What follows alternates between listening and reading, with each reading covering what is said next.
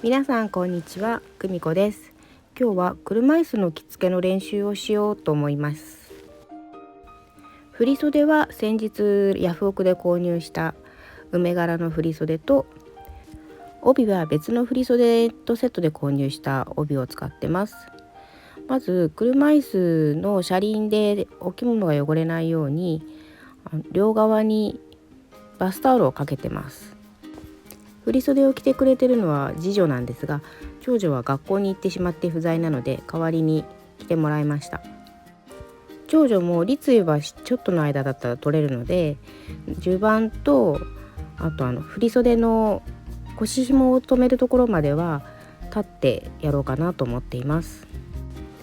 座ってからはおはしょりと襟元を整えていく感じですね。袖が床についているのが気になりますが、一応床は2回ほどワイパーでモップがけをしました。衣装敷も新栄さんで探してるんですけど、新栄さんすごくやっぱり安いのですぐなくなっちゃうんですよね。衣装敷とハンガーとか、あとは下着系とか紐とかいろいろ小物が揃って1100円で 70% 引きの330円とかで本当に安いので、私もそういうの一度しか買えてないんですけど、そういう感じなのでね、本当は衣装敷が入ってるのが欲しいなと思うんですけど、なかなか買うことが難しいです。今回は久しぶりに振袖を着せたので、なんかやっぱり忘れちゃってますよね、いろいろ。前回は去年のお雛様の時に着せたのが最後かな。なのでやっぱもうちょっと練習する回数を増やさなきゃいけないなと思うんですけど、なかなかね着てくれないんですよね。車椅子着付けのいいところは基本的にはもう座っていっぱなしなので動かないんですね。なので着崩れとかはあんまり気にしなくていいですね。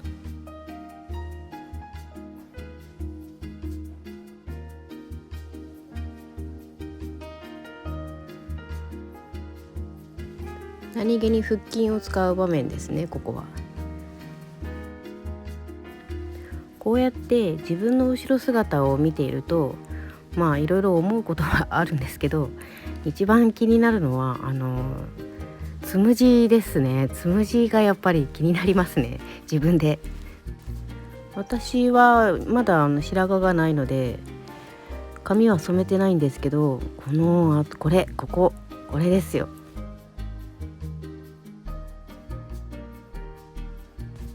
やばいですよね、このつむじ。ミリオンヘアっていうのありますよね、粉で頭にポンポンポンポンってするやつああいうのしようかなそうすればちょっと目立たなくなりますよね。私の髪が猫っ毛で、もともと毛が細いんですよね。で、昔からすごく毛量が少ないのが気になってて、学生の頃にポニーテールとかをしても人の半分ぐらいの太さしかないんですよ。めちゃくちゃ細くて頭もぺったんこな感じだったんですね。それがこの 4,5 年ぐらい前から湯シャンをね少し取り入れたんです。湯シャン、お湯だけで流すっていうの。でも湯シャンだけっていうのがなかなか厳しくて、シャンプーを使う回数を減らしたんですよ。毎日シャンプーで洗っていたのを2日に一遍にして、シャンプーを使わない日はお湯だけで流してコンディショナーはやります。そうするとなんか髪の毛に張りが出てきて、なかなかいい感じだったんですよね。でそのシャンプー剤もここ数年はプロテインシャンプーに変えて、コンディショナーもプロテインコンディショナーに変えて、そうするとなんか結構いい感じな気がします、自分では。で、私の親戚のおばさんですごい若い頃から白髪の人がいて、なんかそのおばさんの話を聞くと、ずいぶん昔からヘアカラーをめちゃくちゃやってたらしいんですね。すごいおしゃれな人だったんですよ。そしたら白髪になるのがすごい早くて、だからすごく後悔してるみたいなことをおっしゃってて、カラーで白髪になるのかなと思っでそれでその話を思い出したので、もう40代の半ばぐらいからヘアカラーはやめたんですね。それまでは、白髪はないけど普通にカラーはやってたんで、今は白髪が増えるまではもうカラーはやめておこうかなと思ってます。でも一度だけ1本だけ白髪が生えた時があったんですよ。それが両親が病気をして、で2人で暮らしていたんですけど、それが2人でもう暮らせないっていうことになって、で東京に引き取るか福岡でどこか入居できるところを探すかどうしようっていう感じで、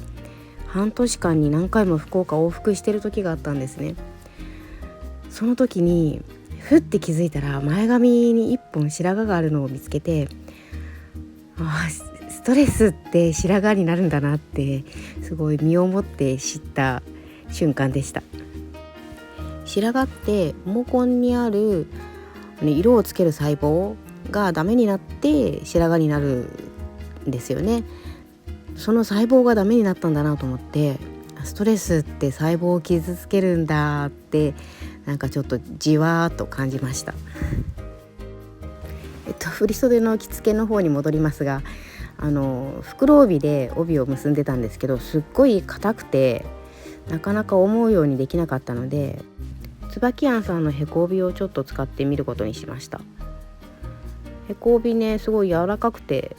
いいかなって感じですね。今回の帯結びは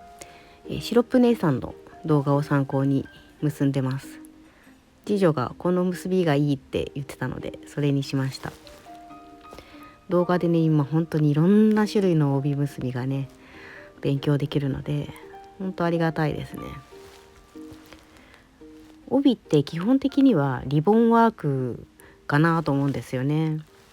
私は昔から仕事でリボンを割とたくさん使う仕事だったので、頑張りたいですね、帯結び。でも車椅子着付けの場合、そこまで帯結びは心配しなくてもいいかなって思ってます。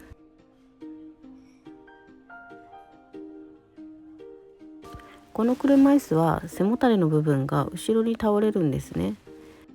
ここにあるのは昔使っていたもので、今は違う車椅子に乗ってるんですけど、こうやって後ろに倒れるので、こんな感じで帯結びをやって、で終わったらこの背もたれを立てるんですよ、元の位置に。そうするとね、帯がねほとんどね見えなくなるんですよね。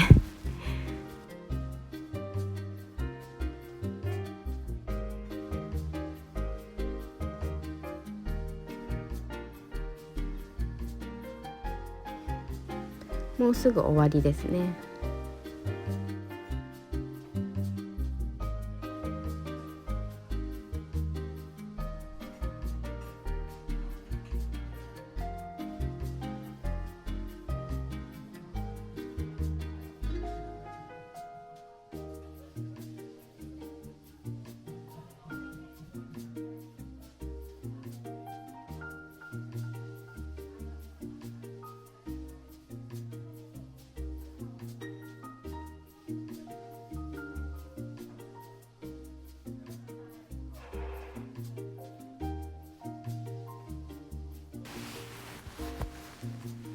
へこ帯はね薄くて軽くて、すごい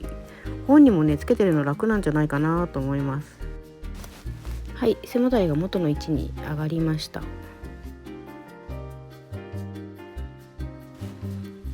このような感じになっております。こんな感じでね、帯やっぱりあまり目立たないっていうか見えないんですよね。はい、本日の動画は以上になります。最後までご視聴ありがとうございました。また次の動画でお会いしましょう。